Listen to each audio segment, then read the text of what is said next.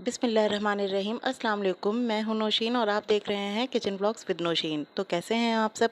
उम्मीद करती हूं कि आप सब लोग अपने घरों में खैरियत से होंगे और रमज़ान मुबारक को एंजॉय कर रहे होंगे। अच्छा जी, तो आज मैं आपके लिए लेके आई हूं इफ्तार स्पेशल रिफ़्रेशिंग ड्रिंक, जो कि बहुत ही एनर्जेटिक भी है और बहुत ही टेस्टी भी है। इसका टेस्ट बहुत यमी सा है।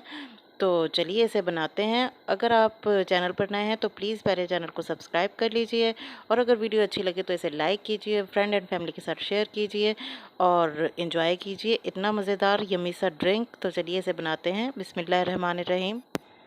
अच्छा जी, कस्टर्ड शरबत बनाने के लिए एक बाउल में सबसे पहले ले लेंगे जी 1 लीटर दूध। ये मैंने 1 लीटर दूध इसमें ये ले लिया है और इसमें हाफ़ कप चीनी डाली है और 1/4 कप इसमें कस्टर्ड पाउडर डाला है। आप चाहें तो कोई भी फ्लेवर में इस्तेमाल कर सकते हैं। मैं मैंगो कस्टर्ड इस्तेमाल कर रही हूँ और इसे अच्छी तरह से करेंगे मिक्स।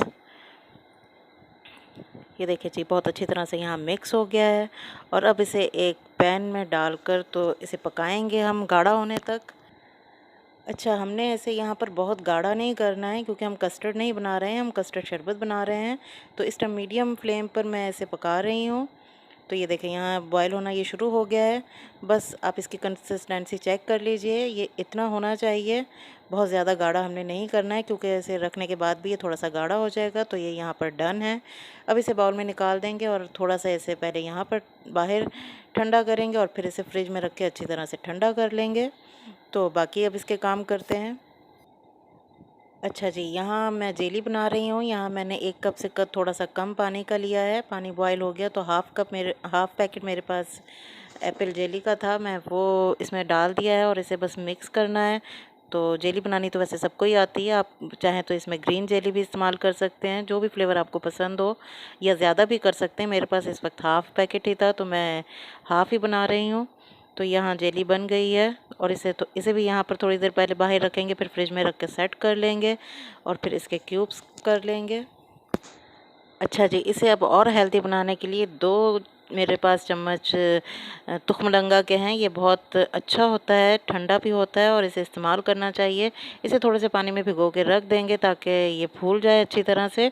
और यहाँ पर मैंने साबूदाना ले लिया है। ये बहुत ही हेल्दी होता है, बहुत मज़ेदार भी होता है। ये तकरीबन मैंने 1/4 कप ले लिया है, आप इसे ज़्यादा भी ले सकते हैं। और थोड़ा सा पानी मैंने बॉयल करके तो उसमें ये डाल दिया है ताकि ये पक जाए अच्छी तरह।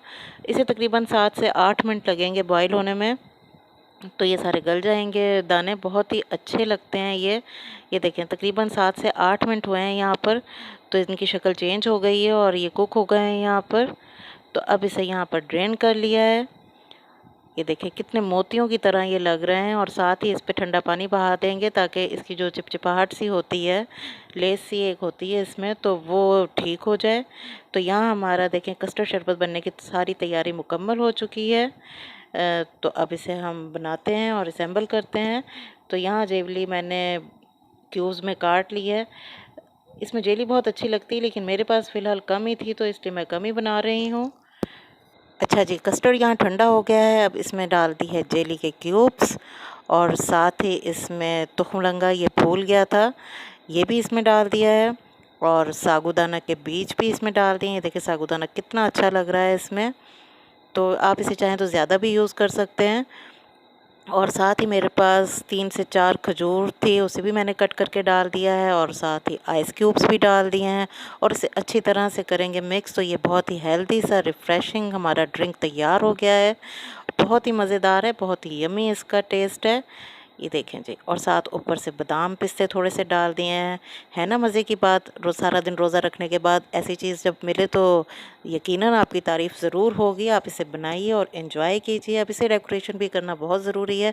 थोड़ा सा रूह अफ़ज़ा मैंने गिलास पे इस तरह फैला के लगा दिया है ताकि प्रेजेंटेशन अच्छी हो, तो खाने वाले को और पीने वाले को मज़ा भी आएगा और पिलाने वाले को भी मज़ा आएगा ज़रूर। ये देखें जेली के क्यूब्स भी अच्छे लग रहे हैं, ऊपर से थोड़ी सी गार्निश कर दीजिए। तो हमारा मज़ेदार सा रिफ़्रेशिंग सा ड्रिंक तैयार हो गया है। वीडियो अगर अच्छी लगे तो इसे लाइक कीजिए, शेयर कीजिए और मुझे दुआ में याद रखिएगा। फिर मिलूँगी किसी और नई रेसिपी के साथ। तब तक अपना और अपनी फैमिली का बहुत ज़्यादा ख्याल रखिए। अल्लाह हाफ़िज़।